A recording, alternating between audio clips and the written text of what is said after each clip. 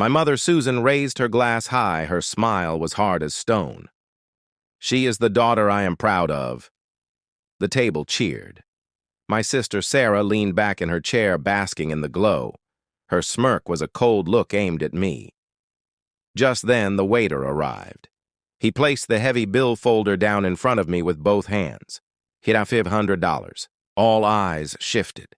Everyone waited. My mother's toast still hung in the air, her words thick and poisonous. I did not move.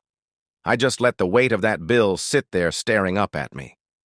Finally, I stood and the whole room went silent. It was not the first time. For years they had planned these dinners, these little moments of shame.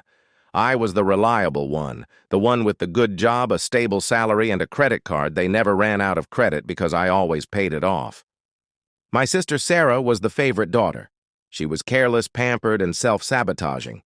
But to my mother, she was special. To my father, Richard, she was fragile. To the extended family, she was the one worth celebrating. I was just someone in the background, useful only when the bill came. At first, I thought that is what a family does. You lift the one who cannot stand on her own. I told myself it was generosity, that they would see my sacrifices and appreciate them. But the truth was simpler. They were not relying on me, they were standing on me. The truth became more obvious with time. Birthdays, where Sarah's name was printed on the cake, mine was written quickly at the end. Holidays, where my gifts were ignored while hers were praised like they were gifts from heaven. Vacations where she contributed nothing. Yet I paid for everything. The flights, the hotels, every cocktail she spilled on the sand. And when the bills came, they were always slid my way. Always with that same expectant silence. It was not thoughtless. It was done on purpose. They wanted me to believe that is all I was good for.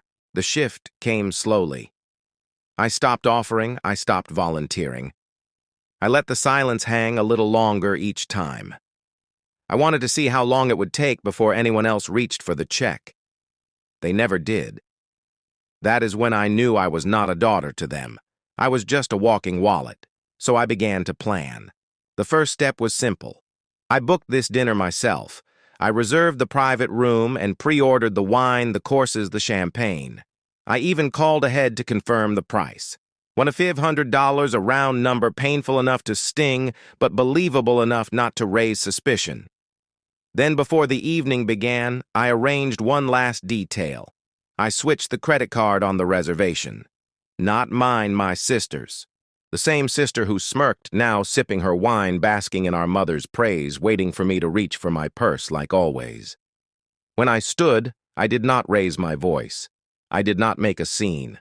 I simply picked up the bill, tapped it once with my finger, and slid it across the table toward her. "You have got this one."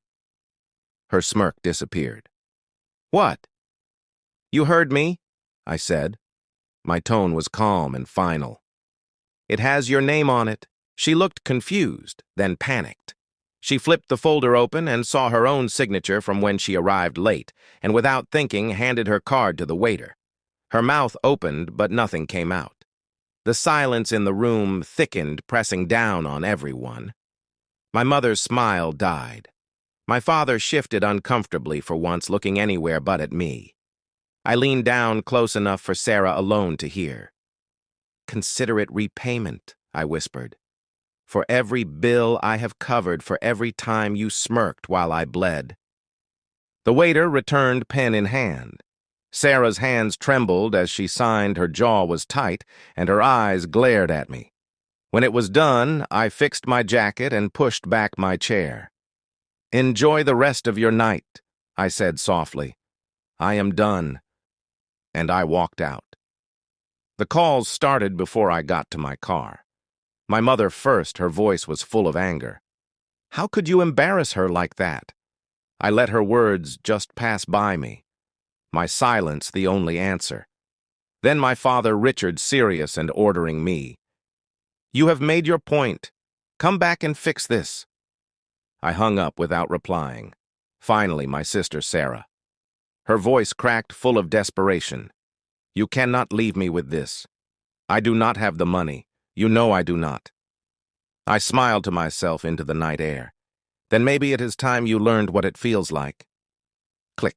For years I had carried the weight quietly and obediently, but that night I put it back where it should be. And when I picture her face pale under the bright light pen trembling in her hand as she signed for once in her life, I feel no regret, just clear thought. Because sometimes the best revenge is not fire or fury. It is silence. It is restraint. It is watching them struggle with the bill they expected you to pay and leaving free.